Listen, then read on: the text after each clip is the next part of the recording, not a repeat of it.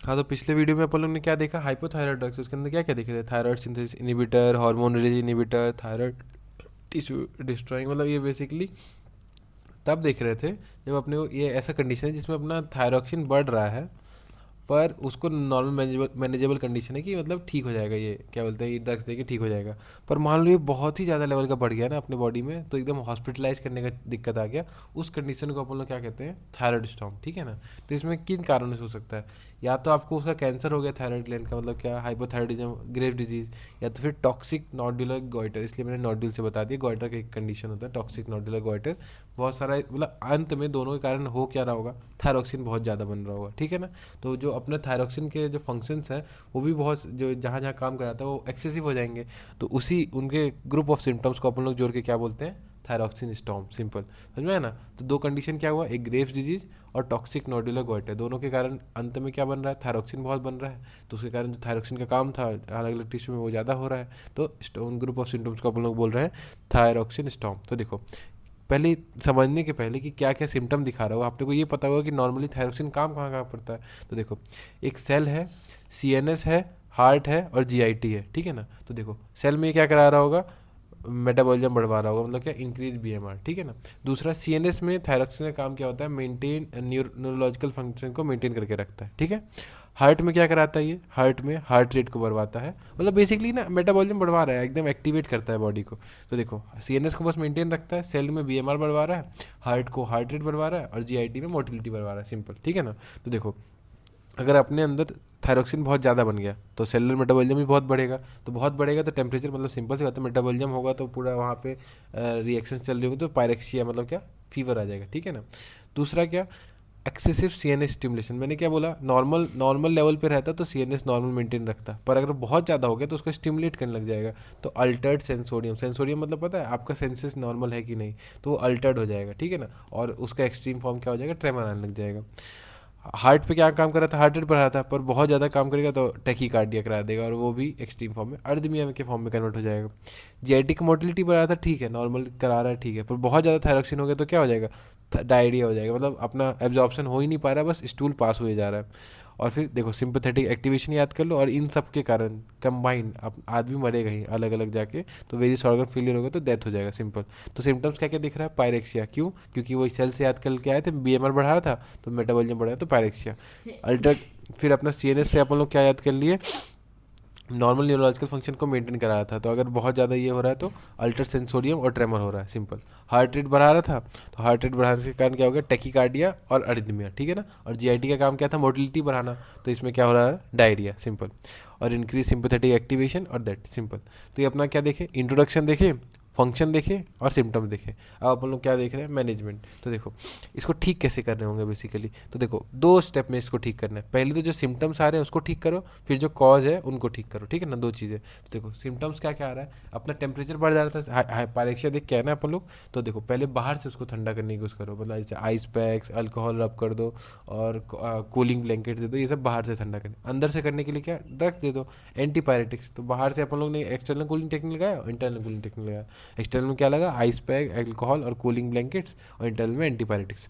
और फिर दूसरा देखो, अपन लोग देखे ना, एक्सेसिव सिंपैथेटिक एक्टिवेशन चल रहा है इसके अंदर, तो देखो उसको अपन लोग को रोकना पड़ेगा बेसिकली, हाइपर एड्रेनर्जिक सिम्टम्स को रोकना पड़ेगा। तो कैसे रोकेंगे, बीटा ब्लॉकर से। बीटा रिसेप्टर्स कहाँ पे, इसको अपन लोग अच्छे से पढ़ेंगे भी, प्रोपेनॉल का फंक्शन, तो बीटा ब्लॉकर से ठीक करते हैं। देखो क्या होता है, बीटा वन, अभी सिंपल से ही बता देता हूँ, बीटा वन कहाँ है, अपने हार्ट पे प्रेजेंट होता है, ठीक है ना। और हार्ट में क्या कराता है, अपना हार्ट रेट को बढ़वाता है, सिंपल। तो अगर हम लोग ब्लॉकर दे दिए तो हार्ट रेट को घटवाएगा। तो अपना देखो इसमें हो क्या रहा है, हार्ट रेट बहुत तेज़ हो रहा था ना, टैकीकार्डिया, तो बीटा ब्लॉकर दे देंगे तो इसको ठीक करा देगा, सिंपल। तो दूसरा क्या, एक बीटा ब्लॉकर दे सकते हैं।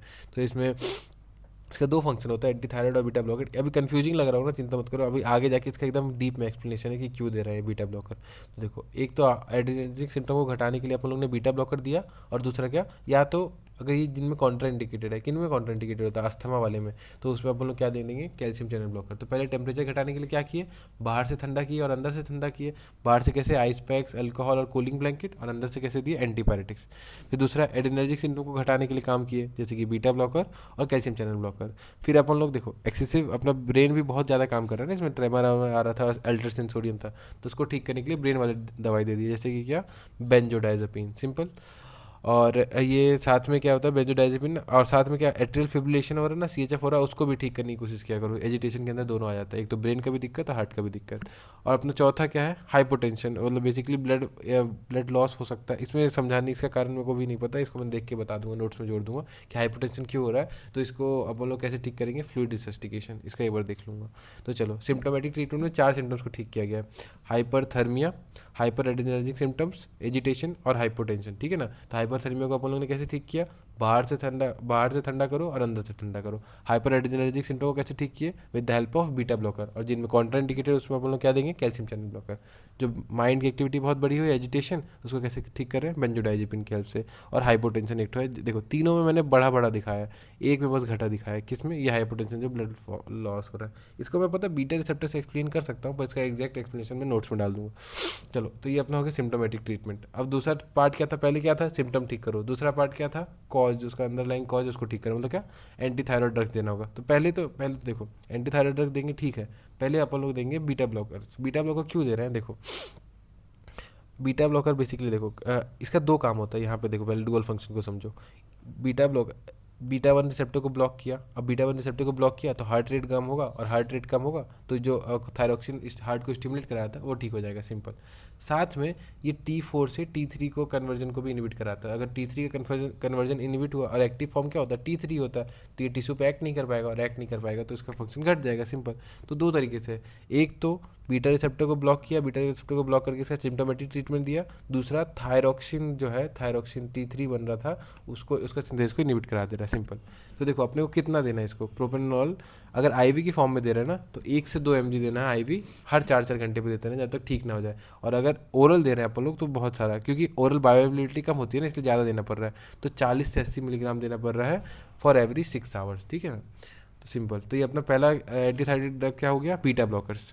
अगर जिनमें कॉन्ट्रा इंडिकेटेड है, किन में, जैसे कि अस्थमा वाले में, तो उसमें कैल्शियम चैनल ब्लॉकर दे दो, जैसे कि एल्टियाजाम, सिंपल।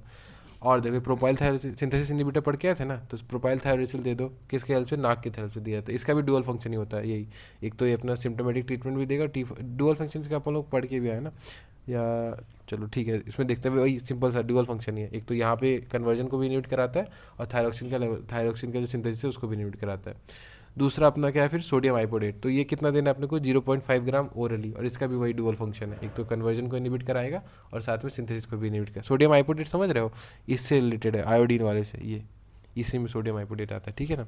तो और अपना चौथा क्या है, हाइड्रोकॉर्टिसोन, ठीक है ना। हाइड्रोकॉर्टिसोन कितना देना है अपने को, अभी सब जोड़ दूंगा तो अपना कन्फ्यूजन हट जाएगा। हाइड्रोकॉर्टिसोन कितना देर में को 100 mg देना है आईवी एवरी 8 आवर्स। अभी अपन लोग 4 ड्रग्स पढ़ लिए, पहले बीटा ब्लॉकर दिए, कितना दिए, 1 से 2 मिलीग्राम हर 4 घंटे के लिए। अगर ओरल दे रहे हैं तो अपने को हर 6 घंटे पे देना है, कितना, इसका इंटू 40 कर दो, मतलब क्या 40 से 80 मिलीग्राम। प्रोपाइल थायरोसिल नाक के थ्रू दे दो, और मुंह के थ्रू क्या दे रहे हैं अपन लोग, सोडियम आइपोडेट। वही इसी स्टेप्स में, अगर आपने हाइपोथायराइड ड्रग्स पढ़ा है ना तो स्टेप्स याद करना आसान होगा। पहले तो अपन लोग बीटा ब्लॉकर दे दिए थे, ठीक है, फिर सिंथेसिस इनहिबिटर दिए, फिर रिलीज इनहिबिटर दे दिए, सिंपल। तो देखो ये अपना क्या दिए, 0.5 ग्राम ओरली दे दिए, और उसके बाद फिर देखो ये बहुत सारा दिए। हाइड्रोकॉर्टिसोन क्या होता है, ये इसका डुअल फंक्शन होता है, ये भी पेरिफेरल कन्वर्जन को इनिबिट कराता है। और मान लो अगर थायराइड कहीं पे ज़्यादा एक्ट कर रहा है ना, मान लो एड्रिनल ग्लैंड का फेलियर करा दिया है, तो उसको ठीक कराने में भी ये हेल्प कराता है, सिंपल। तो अगर कन्फ्यूजन हुआ हो तो देखो ट्रीटमेंट को 2 पार्ट में बांटो, सिम्टोमेटिक ट्रीटमेंट और ड्रग्स को दे दो। सिम्टम्स में 3 चीज़ बढ़े हुए थे, एक चीज़ घटा हुआ था। 3 चीज़ क्या, हाइपरथर्मिया, हाइपर एड्रिनर्जिक और एजिटेशन। और घटा क्या था, हाइपोटेंशन घटा हुआ था, मतलब बेसिकली बीपी घटा हुआ था, हाइपोटेंशन हो रखा था। और एंटी थायराइड ड्रग्स में अंदर अपन लोग क्या दे सकते हैं, पहले तो एक बीटा ब्लॉकर दे दो, और जो एंटी थायराइड ड्रग्स होते हैं सिंपल, जैसे कि प्रोपाइल थायरोसिल, सोडियम आइपोडेट, और ये देखो ये अपना एड्रिनल ग्लैंड को सफिशिएंट मेंटेन कराने के लिए अपना हाइड्रोकॉर्टिसोन, अपना कॉर्टिकोस्टेरॉइड दे रहे हैं, सिंपल। अमाउंट कितना, पहले तो ये अपना इसको याद कर लो, 1 से 2 mg, फिर 1 से 2 mg याद किए थे, यहाँ पे आधा याद कर लो, मतलब 0.5 ग्राम है यहाँ पे, ठीक है ना। और ये सब याद कर ली तो बाद में एक लीक से बाहर निकल जाओ, 100 माइक्रोग्राम याद कर लो हाइड्रोकॉर्टिसोन, सिंपल।